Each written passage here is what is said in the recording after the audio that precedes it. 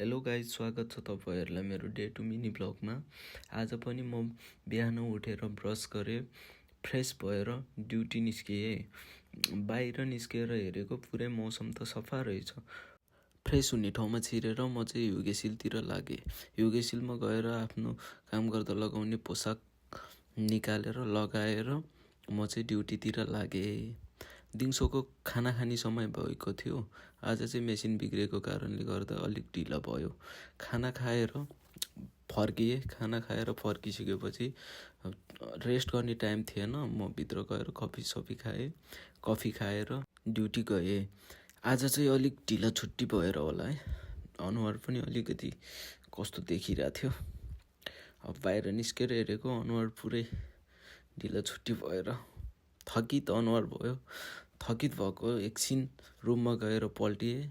आराम गरिसकेपछि आज बजार लाग्ने थियो। म बजार निस्किनलाई रेडी भएँ। बजारतिर जानलाई रेडी भएर निस्किएँ अपार्टबाट। अनि त्यसपछि बाहिर निस्किसकेपछि म चाहिँ यताउति हेर्दै निस्किएँ।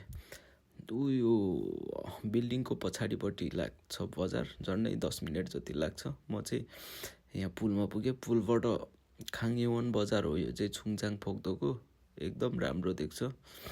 अब आज बजार लाग्छ भनेर आएको, ढिलो भएर सब उठाइसकेको रहेछ। हामी फेरि नोङएपमा थोरै सामान किनेर फर्किएँ। अपार्टमा फर्केर बिउहरू मरेको थियो, त्यो बिउहरूलाई सार्ने काम गरेँ। अनि त्यसपछि हामी सबैजना छुट्टिए। हस्त आजको ब्लग यति नै।